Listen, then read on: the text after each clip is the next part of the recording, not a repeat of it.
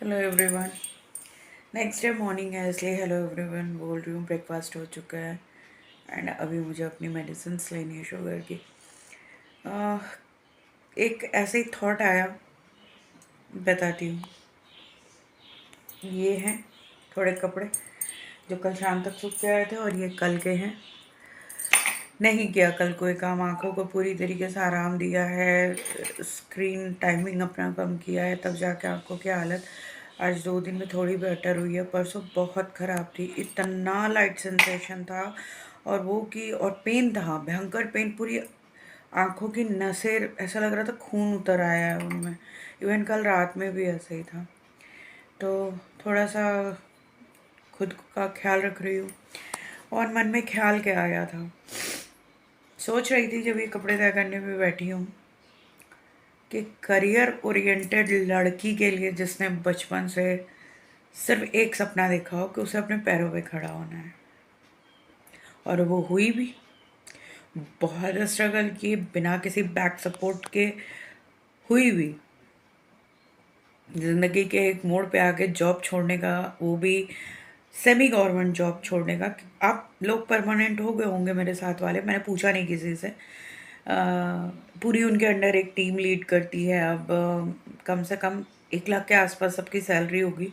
1 लाख से थोड़ी कम होगी या 1 लाख के आसपास होगी, बट इतनी है। उस समय तो मेरी सैलरी थी आज से 18 साल पहले 9,000। But I am a self made girl, self made woman.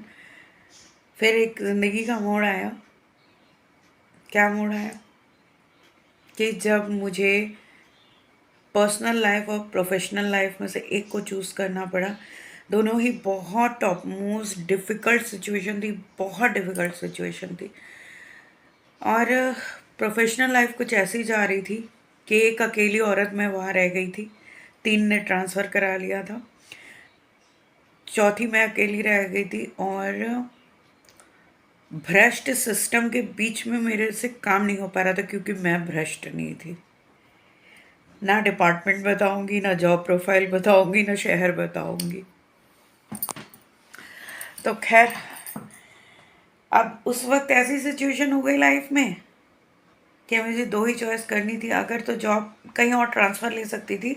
मेरे जो पहले के सीनियर्स थे सब बहुत अच्छे थे, बहुत सपोर्टिव थे। उन्होंने मुझे कहा कि तुम ट्रांसफ़र इस डिस्ट्रिक्ट में ले लो क्योंकि वहाँ तुम्हें टिकने नहीं देंगे ये लोग, क्योंकि तुम वो सोर्स हो जो पैसा खाने का ज़रिया बन रही हो, बट तुम खुद पैसा नहीं खा रही हो। तो ऐसे हालातों में सर्वाइव करना बहुत मुश्किल हो गया। और इससे पहले कि मुझ पर कोई ब्लेम लगा के मुझे किक आउट करता, वो बेइज्जती होती, तो मैंने ये चॉइस किया कि यार चलो पर्सनल लाइफ बचा लेते हैं और प्रोफेशनल लाइफ को तिलांजलि दे देते हैं। क्योंकि अगर मैं काबिल हूँ तो पैरों पे तो मैं अपने दोबारा खड़ी हो जाऊंगी। दे दी तिलांजलि। बहुत स्ट्रगल किया पर्सनल लाइफ को भी सेव करने में, तब जाके आज यहाँ खड़ी हूँ। एंड वो जो स्ट्रगल था ना कि मैं फिर से अपने पैरों पे खड़ी हो जाऊंगी। 18 साल हो चुके हैं उस स्ट्रगल को कंटिन्यू करते हुए। 18 साल। मुझे डेट याद है, 19 मई 2006, व्हेन आई रिजाइंड। तो मेरे पास चॉइस थी उस वक्त, ऑप्शन भी था। लेकिन मैं उन लोगों में से थी कि अगर कोई रिश्ता बना है या बनाया है तो उसे पूरा पूरा अपना 100% नहीं, 101% दो, 1000% दो, ताकि तुम्हें खुद से कोई गिला ना रहे कि तुमने कोशिश नहीं की। और उस सिचुएशन में भी मैं ये कहूँगी, हमारे हस्बैंड ने कहा था कि तुम अपनी जॉब मत सेक्रीफाइस करो, तुम ट्रांसफ़र ले लो, मैं अलग सेटल डाउन होने की कोशिश करता हूँ। पर मैं जानती हूँ कि जब हम अलग अलग रहते हैं ना, तो चाहे आप में कितनी अच्छी अंडरस्टैंडिंग हो, कितनी भी अच्छी, दिलों में दूरियां आ जाती हैं। साथ रहते हैं, एक दूसरे की आंखों के सामने रहते, भले लड़े भिड़े, प्यार से रहे, तकरार से रहे, पर एक दूसरे को भूलने नहीं देते हैं। पर जब आउट ऑफ साइट और हो जाता है ना, तो आउट ऑफ माइंड अपने आप हो जाता है। और जब आपके रिश्ते में बहुत सारे दुश्मन हो बीच में जो आपको हर कीमत पर अलग करना चाहते हो। तो समझदारी साथ रहने में थी कि साथ रहेंगे तो हाथ नहीं छूटेगा। तो मैंने वो हाथ नहीं छोड़ा, जॉब का साथ छोड़ दिया।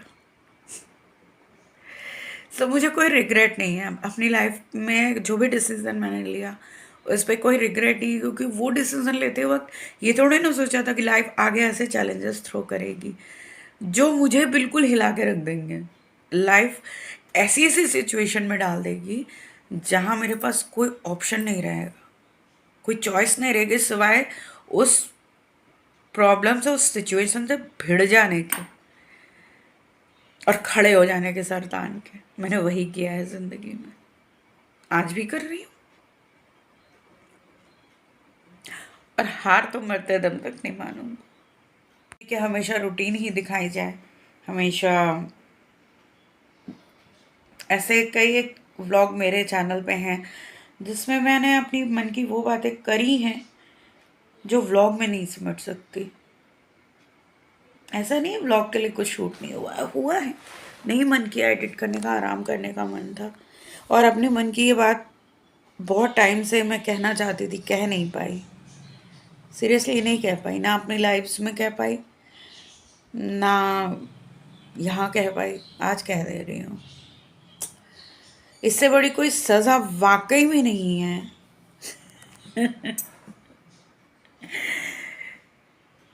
कि आप एक करियर ओरिएंटेड वुमन को कंप्लीटली होम मेकर हाउसवाइफ बना के छोड़ दे, और वो इतना स्ट्रगल करे फिर भी उस सिचुएशन में भी रह के कि वो आगे बढ़े। पर किस्मत साथ ना दे, किस्मत पटक दे बार बार, किस्मत बार बार पटक दे। आप 4 स्टेप चढ़ो और वो आपको 40 स्टेप फिर नीचे कर दे। बहुत मुश्किल है ये, बहुत मुश्किल है, बहुत मुश्किल है।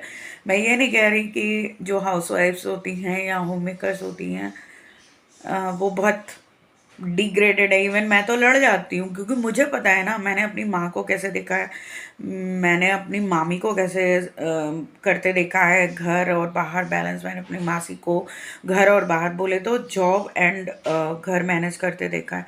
मैंने अपनी मम्मी को देखा है। पर मेरी मम्मी हमेशा कहती थी कि लड़कियों को, और मेरी नानी भी कहती थी कि लड़कियों को हमेशा अपने पैर पे खड़े होना चाहिए, क्योंकि उन्होंने वो सफरिंग, वो स्ट्रगल देखा था कि जब आप अपने पैर पे खड़े नहीं होते हो ना, आप फाइनेंशियली डिपेंडेंट हो जाते हो, तो आप बंद जाते हो।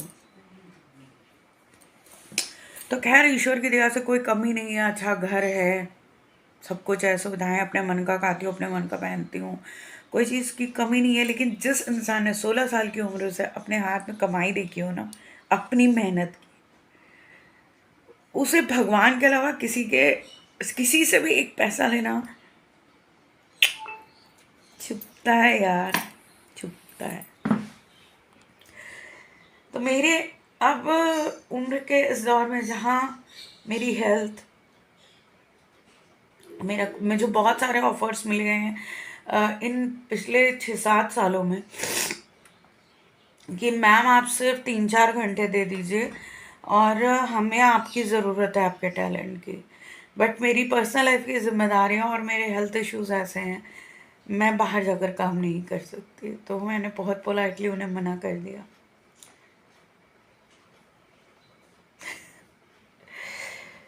होम मेकर्स, होम हाउसवाइफ्स वो करती है ना जो कामकाजी महिलाएं भी नहीं कर पाती हैं। इसलिए never estimate a home maker. ये वो पिलर है, ये वो रीढ़ की हड्डी है जो अगर ना हो तो परिवार नाम की सो कॉल्ड व्यवस्था कभी चल ही नहीं पाएगी। ये एडमिनिस्ट्रेशन कभी चल ही नहीं पाएगा। सो टेक केयर अपने घर की हर होम मेकर का, अपने घर की हर उस लेडी का जिसने अपने ड्रीम्स, जिसने अपने एस्पिरेशंस, जिसने अपनी